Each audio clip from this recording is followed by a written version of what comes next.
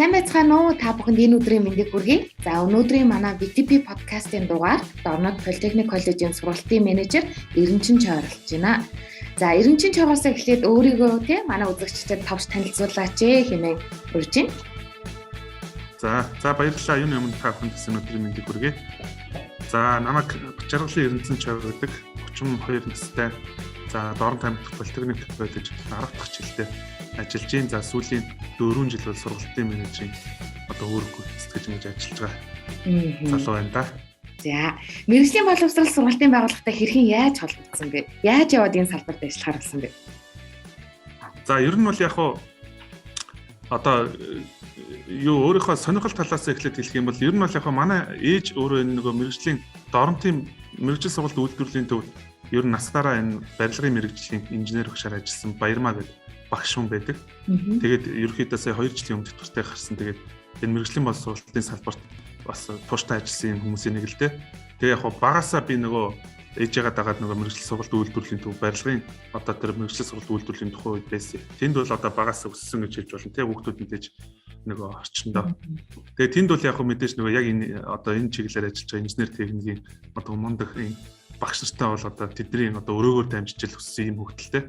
За яг мэргэжлийн боловсролын байгууллагатай холбогдсон түүх гэх юм бол 2012 онд Мянган сорилтын сангаар бүсийн арга зүйн төвүүд гэж байгуулж ирсэн. Тэгээ манай зүүн бүсийн арга зүйн төвийн Дорнод аймагт Политехник коллеж дээр нэгдээд за тэгээд бүсийн арга зүйн төвд бол нөгөө график болон нөгөө цахим сургалтын агуулга арга зүй харилцан арга зүйч ажилд аавна гэдэг. Зүүн бүсийн арга зүйн төвийн менежер Сандамаа гэж хүн байгаа.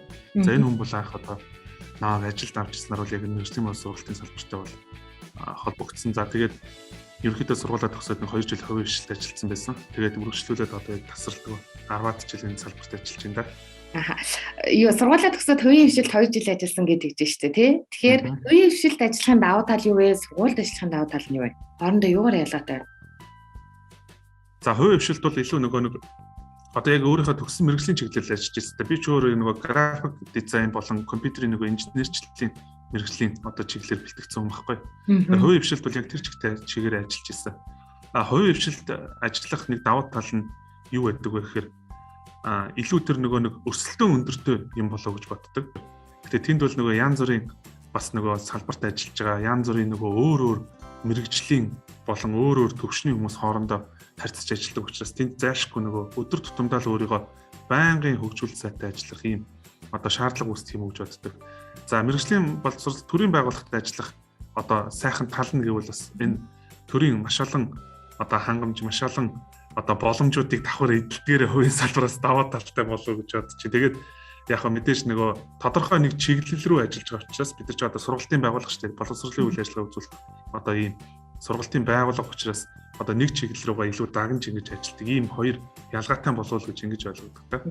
За ойлголаа. Өөрөө болохоор график дизайнерын мэргэжлээр төгссөн гэж. Тэгэхээр мэдээж тэр чиглэлээрээ багшилж байсан баг тий. Тэгж чад яг тэр багш хийж байгаад яагаад сургалтын менежер болсон бэ тий? Сургалтын менежер багш хоёрын ялгаа байгаа юу? Хоорондоо. За байлгүй байх айгүй ялгаатай шүү дээ. Би бол ер нь бол боловсролын байгууллагт мэргэжлийн боловсролын салбарыг сонгоод анх бол зүгээр юм багшилж байгаагүй л дээ. Арга зүйч гэхээр нөгөө сургалтын байгууллагт цахим сургалтын хэрэглэгдэхүүн боловсруулж байгаа багш нарыг чадахжуулах тийм арга зүйч багш байсан байхгүй. Тэгэхээр ерөнхийдөө бол багш нарт агуулга хэрхэн бэлдэх, цахим сургалтыг хэрхэн зохион байгуулах, хэрэглэгдэхүүн хэрхэн бэлдэх гэдэг тэр төрлийн хичээлийг багш нарт ордог байсан. Тэгээд ер нь бол яг тэр чиглэлийн мэдээллийн технологийн чиглэлийн ангиудад бол ганц нэг хичээл зааж үзчихсэн. Сургалтын менежер болсон өнөө бол яг тийм хичээл заах боломж нь бол хязгаарлалт болчихж байгаа шүү дээ. Илүү нөгөө нэг зохион байгуулалтын ажил нь ихсээд ирж байгаа гэсэн. Тэгэхээр энэ хоёрыг харьцуулаад ингээд харах юм бол багшлах бол илүү хүн өөрийгөө ингээд өдөр тутамдаа хөгжүүлэх тэр боломж нь бол маш их байдаг юм байна гэж хараад. Сургалтын менежерээр ажиллахаар бол илүү нөгөө зохион байгуулалтын ажил хийдэг хүмүүсийг нөгөө ингээд хариуцдаг учраас энэ төрлийн нөгөө өөрийгөө хөгжүүлэх тэр боломж нь илүү цаг нь багасч тэл юм болов гэж харагдаж байгаа. Илүү ажлын ачаал нэгсэд ирэхээр нөгөө хүн өөртөө цэцүүлэх цаг нь багасдаг шүү дээ. Ер нь яг ялгааг нь гаргаж хэлэх юм бол тиймэрхүү л ялгаатай байх гэж байна. Өөрөө болохоор хэлж байгаа айгу завгүй ажилдаг гэд. Тэгээ юу миний сонирхлыг татсан бэ гэхээр ийм завгүй ажилдаг хэрнээ хоёр залуучуудын зөвлөлд гишүүн байсан шүү дээ өөрөө тий. Нэг нь болохоор яг салбарынхаа залуучуудын зөвлөл байсан. А нөгөөх нь орнод аймгийн залуучуудын холбоонд бас гишүүн хийдэг гэдгийгсэн. Тэгэхээр залуучуудын яг энэ салбарт хийж байгаа залуучуудын зөвлөлийн талаар мэдээллийг үзэгчтэй өгөх юм бол за ер нь бол яг манай мэрэгжлийн боловсролтын салбар энэ одоо миний зүгээр өөрийн харж байгаа өнцгөөс бол яг одоо үндсэн сургалтын байгууллагын үйл ажиллагаанаас гадна бусад нөгөө нэг дэмжих төрлийн одоо зөвлөл гэдэг юм уу холбоо гэдэг юм уу иймэрхүү байгууллагууд бол салбар дотор бол бас нэлээд цөөхөн гэж хардаг. За энэ мэрэгжлийн боловсролтын залуучуудын зөвлөлийг бол яг ерөнхийдөө санаачлах нь бол мэдээж нөгөө засгийн газраас гарсан санаачлах шүү дээ тийм ээ. Одоо салбар болгонд залуучуудын одоо зөвлөл байгуулж тэр залуучууд нөгөө салбартаа бас хэрэгтэй байгаа тэр төрөл бүрийн хэрэгцээг өөрсдийнхөө зүгээс хангах юм зорилготой. Тэгээд ер нь бол одоо салбар болгон залуучдын зөвлөл байгаа л да. Боловсролын салбарын залуучдын зөвлөл одоо гэр бүл хүүхдийн одоо тэгээд интергээд одоо аймаг болгонд чинь залуучдын зөвлөл шүү дээ. Салбар болгон. Тэнгүүд 2020 онд болонгууд нөгөө манай хөдөлмөр нийгмийн хамгааллын сайд ариун зээл сайд тушаал гаргаад мэрэгжлийн боловсролтын салбарын залуучдын зөвлөлийг байгуулъя. Тэгээ энэ залуучуудын зөвлөл нь болонгууд Монголын залуучдын холбоо тэгээ оюун эрдэнэ сайдын ахалдаг нөгөө залуучуудын үндэсний зөвлөл гэж байгаа тийм. Тэр байгууллагатай ингээд тэр байгууллагын одоо доор ерөнхийд нь үйл ажиллагааг задлах байдлаар ажилладаг ийм хөө байдлаар бай гэдэг. Манай салбарын залуучуудыг цуглуулсан. За 20 орчим залуучуудын нэр одоо тушаалаар батгахнаа нөгөө мэрэгжлийн боловсрол бодлогын зохицуулалтын газраас одоо санал тавиад тэгээд ер нь бол яг би хахлаад ингээд ажиллаад үзье. Илүү нөгөө нэг одоо дарга гэдэг юм уу удирдлага гэдэг юм уу одоо тим талаасаа биш. Би бол энэ залуучдын байгууллагт аль болох тэр юу одоо координатор буюу тэр нэг илүү зохион байгуулалтыг ингэж чиглүүлдэг тим талаасаа байх ёстой байна. Тэгээд ч залуучууд гоё нэгтчихэд байхад тэр дотор нэг дарга шаардлагагүй тэгээд дарга шаардлагагүй гэдэг. Ер нь яг зүгээр холбогдох тэр тушаал юм тэрнгүүрээ гарсан ч гэсэн тим үүрэгтэйгээр л ажиллах сонирхолтой ингэж явж байгаа. Залуучуудын зөвлөлд яг одоо яг ямар бодиттой ажлыг хийж гүйцэтгэж явж байгаа вэ? За яг мэрэгжлийн боловсролтын залуучуудын зөвлөл гэхээр бид нар бол ямар нэгэн төсөв мөнгө байхгүй. Зөвхөн нөгөө сайн дурын үндсэн дээр нэгдсэн манай сургууль болгоны залуучдын төлөөлөл байгаа шүү дээ. Гэхдээ яг бид нар одоо мөнгө төгрөггүй гэдэг юм уу ингээд зүгээр суугаад байхгүй тий холбогдохоос ажиллах чиглэл байгаа. Тэгэхээр салбарт байгаа залуучуудынхаа хөгжлийг яаж дэмжиж болох вэ? Тэр бүх одоо арга ухаан гэдэг юм одоо бүх юм бол одоо өөрсдийнхөө зүгээс бид нар сая нөгөө Хинтээ аймагт зохион байгуулагдсан манай салбарын нөгөө волейболын улсын аварга болсон. Тэгээд тэрнгээр бол анхгаар хуралдаана хийгээд нөгөө бүх одоо оролцогч залуучуудаа цуглуулж чад ингээд ярилцсан. Тэгээд ерөнхийдөө жилийн ажлын төлөвлөгөө гаргаж чад тухайн жил одоо төлөвлөсөн гол ажлуудаа зохион байгуулад явъя гэдэг тэр тохироо. Тэгээд одоо яг энэ үйл ажиллагааныхаа чиглэлээр явж байна л да. Тэгэхээр бид нар үйл ажиллагаа яг хаашаа чиглүүлэх вэ гэхээр илүү тэр нөгөө залуучуудыг одоо шинэ зүйлд уриалсан зохион байгуулалт хийсэн, тэднийг хөгжүүлсэн ийм ажил руу оролцъё гэж. Тэрнээс шүүл бусад чиглэлийн ажлуудыг бол хангалттай сургуулийн байгууллага өөрсдөө хариуцаад явах боломжтой шүү дээ. Тэгэхээр ерөнхийдөө одоо шинэ боловсролын чиг хандлагт залуучууд ямар хөө үүрэг оролцоотой байх юм.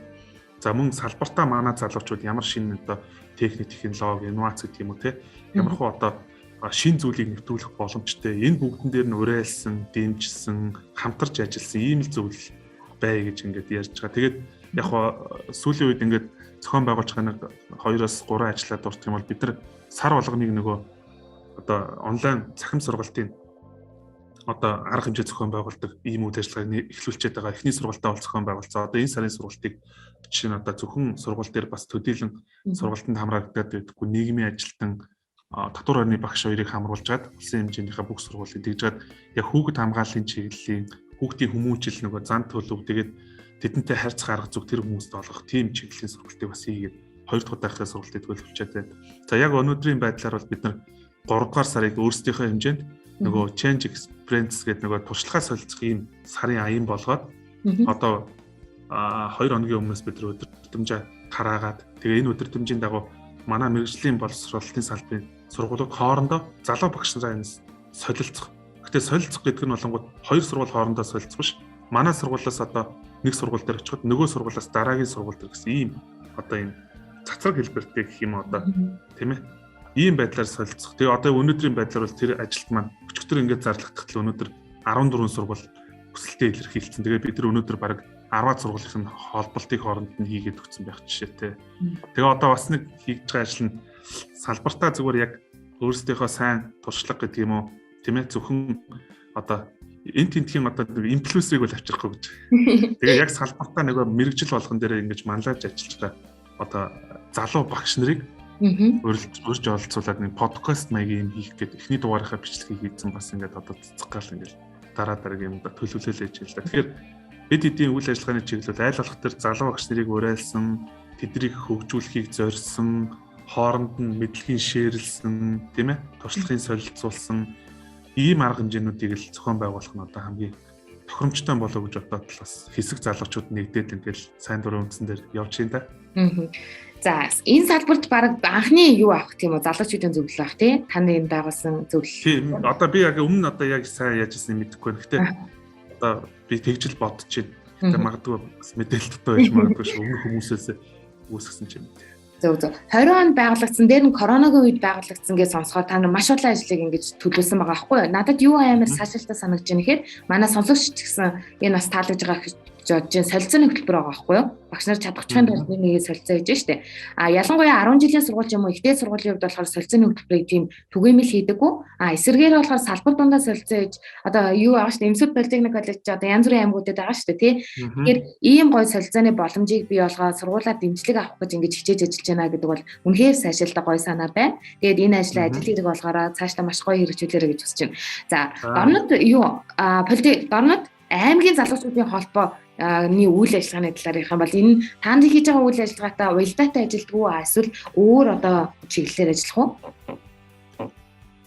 За яг хөө манай Дорн тамхит бол яг хөө яг нөгөө залуучуудын хөгжлийн зөвлөл гэсэн нэг байгууллага байгаа. Тэр байгууллагатайгаа бол бид яг нөгөө мэрэгжлийн бос сургалтын салбарын залуучуудын хөгжлийн зөвлөл гэдэг утгаараа тэр байгууллагатайгаа бол байнгын хамтын ажиллагаатай тэгээд энэ Дорн тамхит зохион байгуулж байгаа үйл ажиллагаануудад нь бол тогтмол одоо бас оролцоод явахыг бол хичээгээд ингэж явж байна.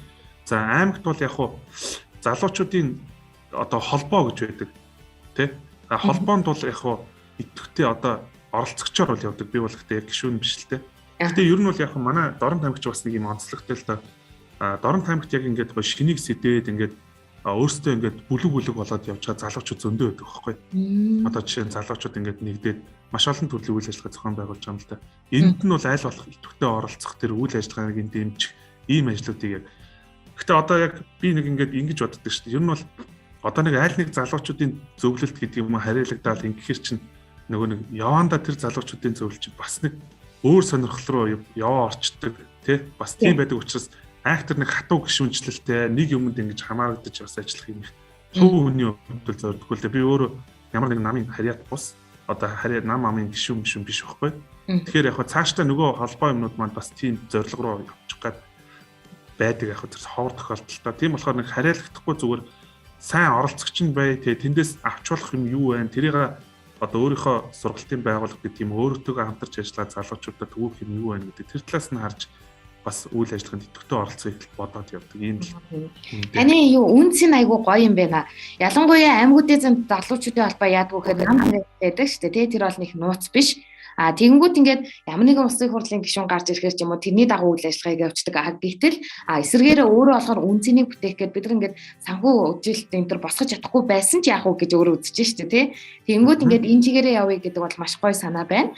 Тэгээд за цаашдаа ч гэсэн юу авахгүй бах тий. Янз бүрийн намын харьяалал авахгүйгээр ингээд би даасан байдлаар үйл ажиллагаа явуулах тийм үү? Багшин учраас би ер нь ингэж боддог штэ. Ямар нэгэн одоо намын харьяалал гэдэг юм уу за тэр нам юм яриад байгаа тийм ер нь л яг зүгээр ингээд нэг ийм юмд баригдах ийм одоо гэхээсээ илүү би өөрөө нөгөө ингэж зорддог байхгүй юу илүү одоо тэр удирдлагын албан тушаалт гэдэг юм одоо тийм одоо ийм юм гэхээсээ илүү багш талаасаа өөрийнхөө аягүй хөгжүүлэхийг хүсдэг одоо магистраа хамгаалцсан байгаа тэгээд доктор одоо гэдэг бол миний хамгийн том мөрөөдөл байхгүй яг багшаараа багш гэж дуудуулаад араас нь доктор гэд бас дуудуулвал гэдэг одоо тийм л зорилгыг өөртөө тавьдаг байхгүй. Тэгэхээр тэрэнд маань бол одоо янз бүрийн одоо энэ юмнууд чинь бас нийцэхгүй шүү дээ. Илүү судалгааны чиглэл байгаа гэдэг. Тэгээд нэг доктор чаагаа дуудуулчвал бас их гоё сонсогдох юм болоо гэж бодоод. Тэгээд бас тэр үлдээ нэлээд бас холын зорилготой багт тэрийг ойртуулахын тулд бас ингээл янз бүрийн юмд оролцоод хичээгээл явж байна. Зөв. Надаа юу сонирхолтой санагдж байна гэхээр чоо яагаад ихтэй сургуулийг төгсөөгүй болоо гэдэг амар ихтэй сургууль багшлахыг сонгоогүй болоо гэдэг амар сонирхолтой байгаа байхгүй юу? Тийм. Ихтэй сургуульд гэхээсээ илүү би ч нөгөө нэг хамгийн гол нь энэ сургуулийн бүтээгдэхүүн л дээ. Одоо яг үнийг хэлэхэд бол Дорн Политехник коллежид орж ирээд яг нөгөө ажиллах арга барил, за зүүн бүсийн арга зүйн төвд бол яг энэ одоо олон хүмүүстэй харьцаж ажиллах, багш нартай хэрхэн зөв харьцаж ажиллах уу, тийм ээ. Тэгээд зүүн бүсийн арга зүйн төвийн Сандамаа гэдэг менежер байгаа. Тэр хүн бол бас яг энэ боловсролын байгууллагт яг хэрхэн ажиллах уу, яаж одоо багш нартай тийм ээ, болон олон нийтэд ажиллах уу гэдэг тэр ажлууд дээр маш их одоо заавар зөвлөгөө гэдэг юм уу, чиглүүлэг нэлээд сайн байсан. За Дорн Политехник коллеж дээр бол одоо орж ирээд бол энэ сургуулийн соёл, энэ сургуулийн нөгөө чиглэж байгаа хандлага, зорилго юмнууд маань өөрөө намайг ингээд анхнаас нь ингээд нөгөө хөгжүүлээд ирсэн учраас энэ салбартаа ажиллах маш их дуртай. Тэгээд энэ сургуулийн маань бас онцлог байгаа байхгүй. Дорн Политехник коллеж ч өөрөө 1924 онд байгуулагдсан. Одоо удахгүй 2024 онд нөгөө 100 жилийн ойгоо хийхээ. Тэгэхээр 100 жилийн ой гэдэг бол бас нэг одоо ажиллаж байгаа байгууллагт бол одоо тун цөөхөн тохиолддог байхгүй. Тэгэхээр би бол одоо хамгийн ихний зорилгууд юу гэхээр энэ сургуулийн 100 жилийн ойг одоо үүсэх хэрэгтэй байна. За тэр Ахмад багш нарын загсан нөгөө одоо сайн зохион байгуулалтын ажлыг хийх тэр үүрэг даалгавруудаа биелүүлэх шаардлагатай байна. Ягаад тэгэхээр нэг энэ ингээд нэг өөртөө нэг үүсцэн нэг юу байгаа юм л да, бодол байгаа юм л да. Энэ сургуулийн 90 жилийн ойгоор би одоо энэ сургуулийн 90 жилийн ойд бас нэлээд одоо ач холбогдлогч оролцож байсан байхгүй юу. Одоо энэ сургуулийн 90 жилийн ном бичгэд одоо ном дээр нэлээд сайн ажилласан. За тэгээд нөгөө баримтат киног нь би дааж хийжсэн тухайн үед нэг жаргал захиралтайгаа хамтраад тэгэнгүүт энэ сургуулийн нөгөө тэр үүх түүх одоо тэр хэв шинж цаашдын нөгөө нэг хөгжих одоо тэр хувьдвар мөвлөрийг ингээд тухайн үед чинь ахмад багш нар мэрэгжлийн хүмүүсээс маш сайн сонсож байгаа шүү дээ. Тэгээд тэрний нэг нөгөө цаашдаа зорих тэр үнцэн гэдэг юм уу ирээдүг нь ингээд тодорхойлоод ингээд бүтээх тэр юмд нь оролцох тийм сонирхол байгаа учраас нэг тийм салбараа солиё гэж ингэж нэг боддгоо. Тэгээд яг нөгөө одоо юу гэж хэлдэг юм бэ? Одоо нэг тийм хувь хүнд үүссэн нэг тийм одоо зориг гэх юм уу да тий. Энэ салбар маань маш гоё шүү дээ. Айгүй сонирхолтой олон мэрэгчлэр хичээл сургалт явуулдаг. Тий. Тэгээд тэр бас нөлөөлж иж магадгүй.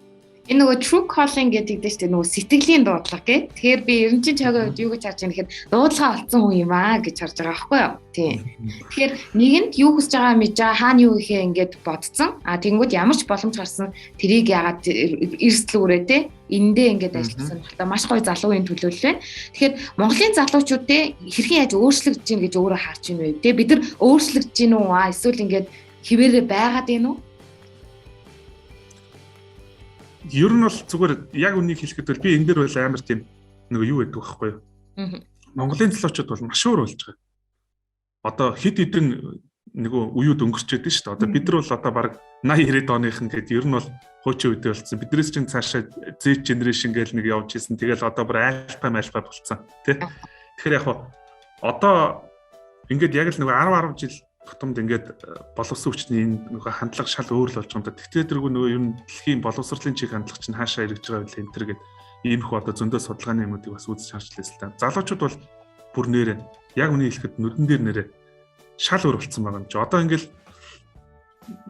одоо юу гэдэг те бид нар ингээд заадаа бас залуу гэсэн ингээд сонгож шалгаруулаад авах гал зөндөө залуучуудтай уулздаг байхгүй. Тэнгүүл тэр залуучуудын ярьж байгаа тэр нэг сэтгэлгээ гэдэг юм уу ажиллах арга барилыгаа хүртэл өөрөө тодорхойлцсон. Би бол одоо ингээд баг танхимаар ажиллах шаардлагагүй хүн танаа тим ажлын байр байна уу гэж асуух жишээ нэг байхгүй. Магадгүй би ингээд энд өөр ажил хийж байгаа. Энэний хажуугаар давхар ажиллах боломжтой биш тийм үү. Яг тийм нөгөө юмд баригдмал биш. Тэгсэн мөртлөө бүтээмж нь өндөр одоо ингээд шал өөр үйл гарч ирчээд байна л да. Тэрийг бол одоо яг илэрхийлэхэд бол шал өөр болсон. Би бол 2-3 үе хоошоо явцсан л гэж ойлгодог. Тэгээд тэдэртээ нэг яаж хөл нийлүүлж алах вэ? Яах вэ ихүүгээл хойноос нь бас хөөцөлтөл байгаа хүмүүсийн нэг л дээ. Чойгийн хувьд болохоор би дунд үеийн хүн гэж хараад байгаа байхгүй юу? Ахв дээд үеийнхэнтэйгээ нэг ажиллах хэрэгтэй болж байна. Тэнгүүд одоо гарч иж байгаа шинэ үеийнхэндээ бас нэг ажиллах хэрэг гарч байна тий. Тийм тэгээд өөрөө сургалтын менежер хүн гэдэг чинь би өөрийг чинь болохоор ингээд юу яаж байгаа байхгүй юу? Тэдэртэй ингээд харилцааны хувьд ч гэсэн тий тэдрийг ер нь хариуцаж ажилладаг хүн байгаа байхгүй юу? Тэгэхээр одоо тухайн хүний онцлогийг мэдэрч ажиллана гэдэг бол бас нэг сорилт ах тийм үү? Одоо сайн харилцаатай байж ичл одоо яг үнийг хэлэхэд зөв ойлголцсон шүү дээ тий. Би бол одоо яг таны хэлдгээр бас зөв л дээ. Манай сургуульд одоо надаас дээш одоо Ахмад үеийнхэн за зөвхөн сургууль гэлтэх одоо манай сургуульд салбарт тий. Надаас доош одоо үеийнхэн ингээд. Тэгээ энэ хоёрын хоорондын тэр нөгөө цохилтолгоо гэдэг юм уу одоо хоорондын тэр нэг нюансыг олох гэж бас их хөөрхөн ажил болно шүү дээ. Тэгээд би бас нэг талаас ингэж боддог шүү дээ. Менежерийн ажил нэлээд сайн бас харилцааны ур чадвартай хүний хийх ажил байдаг юм болов уу гэж нөгөө эхийн нэзэж тоглохын турахгүй хичээл одоо жиг энэ чинь харилцааны маш олон асуудлууд явагдаж штэ. Заримттай надаа муудна, араас нь аргадна, заримтай нь одоо сайндна, зарим нь урамшуулна гэл ингээл маш олон ийм зүйлүүд байгаа л да. Тэгээд ингээд ер нь бол яг хүнтэй харилцах ажил чинь хамгийн хэцүү ажил шүү дээ. Хүнийг хандлагыг өөрчилнө гэдэг чинь. Одоо тэрийг юунаас мэдэрсэн бэхээр манай сургууль чинь аюулгүй ажиллагааны стандарт хэрэгжүүлэхгүй юм. Тэгээд safety гэдэг чинь өөрөө тэгэл мэдээж тэмдэг тэмдэглэгээс эхлээд сургууль дээр хийх ажлууд зөндөө байгаа. Бид нар анхандаа тэгж бодож ирсэн л та. Ерөнхийдөө за мөнгө байх юм бол бид нар баг энэ safety-ийн асуудлыг ерөө шийдчих юм байна. Тэгээд ингээд яг хэрэгжүүлэлтээ явцад хийгээд үзэнгүүт ерөөсөө л хүний хандлагыг өөрчлөх гэдэг чинь ерөөсөө аюулгүй ажиллагааны номер 1 шаардлага юм байна гэдэг аюулгүй сайн ойлгож байгаа байхгүй. Тэгэхээр яг тэрнтэй адилхан хүний хандлагыг өөрчлөөд одоо яг зөв чиглүүлнэ гэдэг бол яг л менежер хүний бас нэлээд шаардлагатай ур чадвар. Одоо тэрэнд бол нэг одоо суралцаал явж байна. Гэтэ ямар ч байсан одоо донжинд тааруулаад ингээд явахыг л нэлээд зорддог. Зөв. Та сургуулийн талаар бас бүхэн яалаа тий ярьлаа. Дорнод Политехник коллеж одоо чадамжийн төв гэж яддаг тийм үү? Нэг чадамжийн төв. Тэгэхээр чадамжийн төв байхын давуу тал нь юу вэ? Манай сонсогчид хэрвээ сонсож байгаа юм бол яагаад танаа сургуулийг сонгоод суралцах хэрэгтэй вэ тий? Та нэг шалтгаан дуртаач гэвэл юу гэж хэлэх вэ? За одоо бол яг нөгөө нэг мэдээж улсын хэмжээнд төрөлжүүлэн одоо хөгжүүлэх бодлого нэлээд хүчтэй явж штэ тий. Тэгэхээр тухайн бүс нутаг маань одоо Монгол Улсын засгийн газар ч гэсэн одоо бүс нутгийг нэлээд төрөлжүүлэн хөгжүүлээ. Тэрийг дагсан нөгөө одоо эдийн засгийн төрөл бүрийн юмнууд за үйлдвэр аж ахуй нэгж тэгэл боловсролын байгууллага ажилтныг бэлтгэхээс ахвалаад. Тэгээ яг энэ чиглэлдээ уялдуулаад яг төслийн хүрээнд бол 7 чадамжийн нэгжийг ингээд төсөл бэхжүүлээд ингээд явж байгаа. Тэрний нэг нь бол манай Дорнод Политехник коллеж л да манайх үйлдвэрлэлийн механикийн мэргэжлийн зөвлөл үйлдвэрлэлийн механикийн чадамжийн төв өөр сонгогдсон. Гэхдээ одоо бид нар өөрсдөө бас төсөлтөөгөө ярьж байгаа хүн машин механизм чиглэлийн чадамжийн төв болж одоо бэхжүүл яасан юм бэ гэсэн. Гэхдээ энэ бол яг хэрэгцэн баримтчийн хувьд бол одоохондоо шийдэгдээгүй асуудал байгаа ч гэсэн бид нар өөрсдийнхөө санаачлагаараас энэ төрлийнхөө үйл ажиллагааг илүү идэвхжүүлээд ингээд явж байгаа. За чадамжийн төвд ирж суралцахын давуу тал юу вэ гэхээр мэдээж нөгөө бас нэг холбогдох төслийн байгууллагууд дэмжиж байгаа.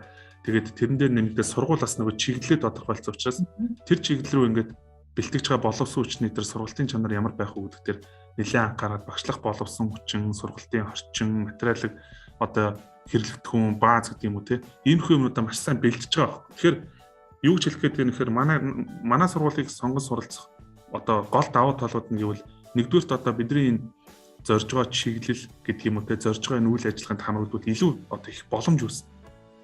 Тэгээд бид нар энэ одоо мэрэгжлийн чиглэлүүд төр чадамжийн төв болоод ингээд өргөцснийхаа дараа одоо энэ чиглэлийн мэрэгчлүүд ихтэй сургуультай яаж уялдуулах вэ те. Тэгэхээр нөгөө нэг боловсролын сурах хугацаагаа багасгах хүртэл ингээд төрөл бүрийн боломж өгдөг. Тэгээд энэ мэрэгжлийн чиглэлүүд төр гэхдээ бусад мэрэгжлийн чиглэлүүд төр ч гэсэн бид нар багшлах боловсруучнууд маш сайн бэлддэг л те. Тэгээд энэ мэрэгжлийн чиглэлүүд төр илүү нөгөө нэг сайн төвшний, сайн мэрэгжлийн багш нар одоо авчрах ийм одоо зорилтуудыг хангаж байгаа учраас ерөөхдөө чиглэл нь ийм тодорхой, төрөлжин тодорхой ийм сургуулиудыг сонгон суралцсанаар бол тухайн оюутанд одоо үүсэх давуу тал нь маш их байна гэдгийг л зөв ойлгох хэрэгтэй. Тэгээ яг хуу сургуулийн бас нэг хэв маяг биш те. Одоо ер нь яг ямар чиглэлийн сургууль вэ гэдгээ зөв тодорхойл. Тэгээ манай сургуулийн байгууллага бол одоо жишээ нь уламжлалт мэргэжлүүдээ бас алддаггүй юм давуу талтай. Тэгээд манайх ч анх нөгөө 1920 онд малын баг эмчийн мэргэжлийн ангийг нээгээд явж исэн ийм сургууль ахгүй. Тэгээ одоо өнөөдрийг хүртэл бид нар тасралтгүй яг малын баг эмч, зоотехникч, хөдөө аж ахуйн мэргэжлийн чиглэлээр сургалт явуулдаг. Тэгэхээр сургуулаа зүгээр яг рекламтахад бол яг ингээд нөгөө тогтвортой ирээдүгөө ингээд зөв олоод таарсан, за зөв чиглэлээ бариад авсан ийм сургуулиуд бол сургалтын байгууллагууд бол гэхдээ манай бүх сургалтын байгууллага бол ийм л дээ. Гэхдээ яг сонирхож байгаа мэргэжлийн чиглэлээр тийм одоо зорилгоо зөв тодорхойлсон сургуулиуд руу сонгон суралцсан бол илүү ашигтай байдаг юм аа гэдгийг бас шинээр хэлж байгаа оюутнууд маань ойлгох хэрэгтэй. Тэгээд чадамжийн төвийн бас нэг үүсгэхийн гол зорилго нь бас юу гэхээр би бол ингэж хардаг шүү дээ. Чадамжийн төв болоод ингээд нэг мэргэжлийн юм хоёр мэргэжлийн чиглэлээр бэхжсэн сургуулиуд дээр өөр одоо яг тухайн мэргэжлийн багш нарыг авчирч чадварчуулах тэгээд нөгөө үйлдвэр дундын сургалтын төв гэдэг юм одоо тэр мэргэжлийн одоо багш нарыг чадварчуулдаг төв, оюутан суралцагчдыг дадлагжуулдаг тийм төв байх гэж ингэж бас нэлээд зорж одоо явдаг байхгүй. Тэгэхээр Энэ бас ингээд нөгөө төрөлжүүлэн хөгжүүлэх улсын бодлоготой бас нэлээд нийцдэг юм болов уу гэж ингэж боддог. Бусад сургалтын байгууллагууд ч гэсэн одоо энэ чиглэлийн бид нар одоо жишээ тархны сургалт дээр очоод тэнд чадамжийн төв байлаа. Тэнд багш нараа чадварчуулах гэдэг юм. Иймэрхүү байдлаар яг төрөлжчүүл айл ал талдаа хин энд ашигтай юм шиг санагддаг л да. Тийм нөгөө duplication буюу давхцал үүсэхгүйгээр айл болох ингээд нөгөө нэг төрөлжөөд мэрэгшээд явж байгаа бол хүүхдүүд маань ч гэсэн сонгоход хэлбэр болох байх тий. Багш нар маань бас ингээд тэр чиглэлээрээ суралцаад за чойг болохоор ирээдүйд доктор чой гэж дуудана гэдэгт бол би итгэлтэй. Тэгээд юу гэж асуумаар юм нэхэр таны доктор чойгоос гадна тий өөрөө чи яг алсын хараа за би энийг л хийчихвэл өстой өгсөн ч харамсахгүй дээ гэсэн тийм зүйл байгаа юу? Одоо өстой яг үнийг тэгж бодож байгаагүй юм байна. Ер нь бол зүгээр яг боловсролын байгууллагатай нэлийн одоо бас хурж болох хэмжээнд нь хүртэл өөрийгөө хөгжүүлээд хүрье гэсэн нэгдүгээр зорилго байгаа. За хоёрдугаарт нь олонгууд яг яг одоо зүгээр гэр бүл талаас бол төлөвлөсөн юмуд бол зөндөө байна. Одоо гэхдээ тэр нь бол сонсогчдод бас нэг тийм сонирхол яахгүй бах тий. Одоо яг нэг энэ дүрэндээ гэсэн тийм зорилгууд бол зөндөө байгаа л да. Хувь хүний хувьд мэдээж одоо ажил нэгдүгээр гэж явдаг ч гэсэн гэр бүл бол тэрний өмнө байгаа шүү дээ тий. Тэгэхээр гэр бүлийн хувьд бол бас нэлээд тавьсан зорилгууд бол байгаа. За хоёрдугаар тулгууд яг өөрийгөө хөгжүүлэх тал дээр бол одоо би дараагийн шатны тэр боловсролын зэрэг гэдэг юм уу. Тиймэрхүү юмыг эзэмшүүл бас их гоё юм болов гэж ингэж зорддог. Өөрөөр бол одоо нэг би ихтэй нэг юм жоохон нөгөө миний суур мэрэгжил одоо нөгөө компьютерийн инженер техникийн чиглэлээр төгссөн. Тэгээд график дизайны чиглэлээр ингээд нэлээд одоо өөрийгөө хөгжүүлдэг байхгүй. Гэхдээ одоо ер нь бол би ингэж боддог шүү дээ. 21-р зуун болонгууд тийм суур мэрэгчлэн тийм дижиталлагдсан тийм ээ. Ийм суур мэрэгчлэлтэй хүмүүс одоогийн энэ нийгэмд илүү нөгөө өндөр одоо гэх юм боломжтой ажиллах энэ юмнууд төртөө тэргүй нийгмийн нөгөө хэрэгцээ шаардлага болоод ингээ гараад ирлээ ш. Тэгэхээр энэ суур мэрэгжлийнхаа чиглэлээр өөрийгөө бас тасалдгүй хөгжүүлэх гэсэн тийм айгүйх одоо бодол байдаг байхгүй юу. Хүн чинь бас нөгөө нэг бас нэг юм чиг хандлага гарч чадсан ш. Одоо бид нар бол одоо нөгөө инквад гэдэг нөгөө ерөнхийлөгч төрсөлж ирсэн нөгөө хүн хэлсэн шүү дээ тийм нөгөө 4 жил сурсан мэрэгчлэр 40 жилийнхаа хоолыг одоо олж идэг үе үл өнгөрсөн. Одоо бол бид нар нөгөө айл болох насан туршийн боловсрол буюу нөгөө богино хугацааны сургалтуудад хөрвөөд тэгээ тэрнгүүрээ ингээд маневрлаад ингээд дор нь ингээд одоо өөрийгөө одоо юу одоо ажлыг гэдэг юм те олж хийгээд ингээд явдаг ийм үед ирсэн гэдэг бол би тэрнтэй аягүй санал нийлдэг байхгүй. Тэгэхээр би зөвхөн одоо компьютерийн хүн гэдэг компьютерийн чиглэлээр хөгжөөд байгаа ш. Төрөл бүрийн чиглэлээр өөрийгөө хөгжүүлэх гэж ингэж зориод байгаа байхгүй. Тэгэхээр одоо хаабын жишээ нь багш хийдэг хөдөлмөрийн айлгуул эрүүл ухааны багш одоо сургагч багш сургалтыг одоо бас зохион байгуулдаг. За тэгээд их мэтлэн. Тэгэхээр зөвөр яг таны асуултын гол юмд хариулахад бол надад одоо жишээ нь боловсролынхаа багшийн чиглэлээр хөгжих маш сайн сонирхол байна. Хоёрдугаарт болонгууд тэр бусад хөрөх боломжтой салбарууд руу ингэж өөрийгөө сорж үзэх тийм бас сонирхол маш их байгаа. Гэтэ нэг одоо олон юм бас савсганаад тах шүү дээ яг. Тэ дөрөвтэй тийм юм дээр бас нэг үзээд ингэж яваа. Ийм л одоо юу байна да? Сонирхол байна да. Чойгийн хувьд болохоор skill set хүн байгаа байхгүй. Skill set гэхээр юу вэ гэхээр олон төрлийн зөвлөгөө хөрвөх чадвартай гэсэн үг тийм.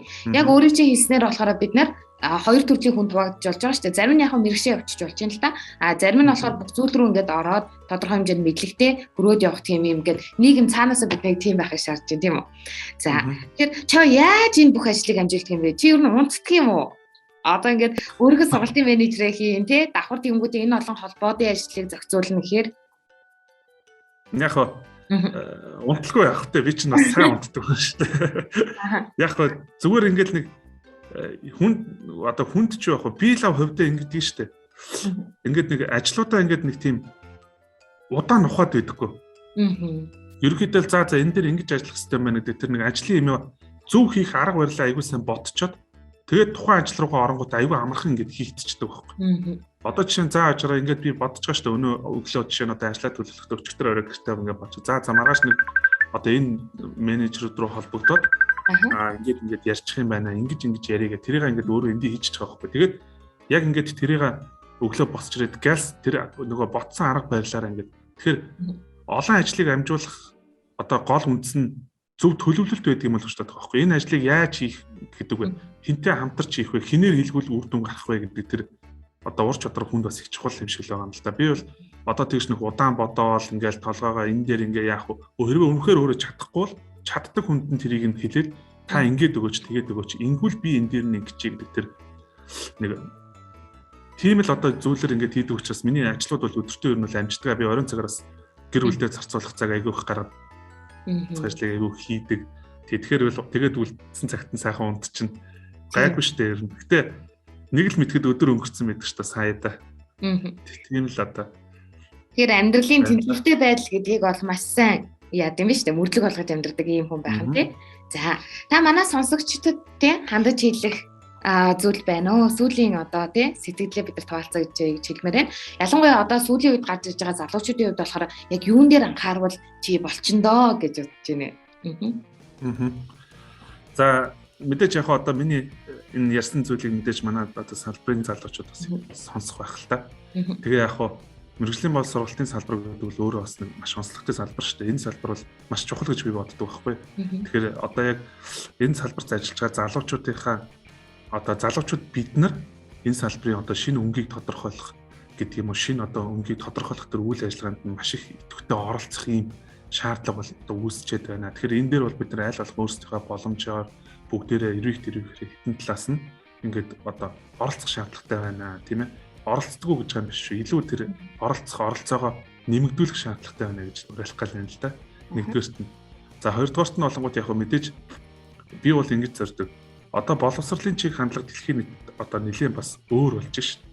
Одоо бид нар зөвхөн танхимын сургалт ингээд зохион байгуулад гэдэг юм одоо зөвхөн нэг хэлбэрийн сургалтыг зохион байгуулад байх нь одоо бас өөрөө одоо бидийг сонгон одоо сонирхож байгаа хүмүүст бол бас төдийлөн одоо 100% таалагдахгүй юм тохиолдол юм ирчээд байгаа юм. Тэгэхээр бид нар аль болох одоо тэр ажиллаж байгаа үйл ажиллагааныхаа чиглэл зөвхөн хөв хүн дээрэж гэсэн болно шүү дээ тий. Бид нар одоо зөвхөн багш байлаа гэхэд өөрийнхөө заадаг хичээлийг одоо зарим тохиолдолд онлайнаар зөв өдөртөө зохион байгуулдаг ур чадвар за одоо бүлгийн хичээлийг гэхэд ингээд иймэрхүү байдлаар одоо ингээд сүүлийн үеийн боловсролын чиг хандлага буюу цахим технологи сургалтын арга хэлбэр рүү бас бид нар өөрсдөөсөө эхлээд нэвтрэх орох юм шаардлагатай байна гэдэг ийм бас зүйлүүдийг л одоо уриалмаар байна. Одоо айл болох л тэр тэгэхгүй л бид нар одоо дэлхийн нийтийн боловсролын чиг хандлагаас одоо үлдчих юм аюултай шүү дээ. Тэгэхээр энэ дээр л одоо бүгдээ бас нэг аль аль талаасаа зөв одоо оролцъё, аль аль талаасаа зөв хөгжцгөө гэдэг ийм л зүйлийг уриалмаар байна. Зөвөр ойлгоно гэж бас ойлгож шүү дээ. Аха. Зөв. Маш гоё уриалга байлаа. Тэгээд өнөөдрийн манай дугаарт болохоор чиглүүлэгч, манлайлагч, сургагч, багш чойролцлоо. Ингээд таны ажил хөдөлмөрт хамгаас өндөр амжилтыг хүсье. Энэ удаагийн дугаар инх өндөрлж байна. Баярлалаа сонсогчдоо.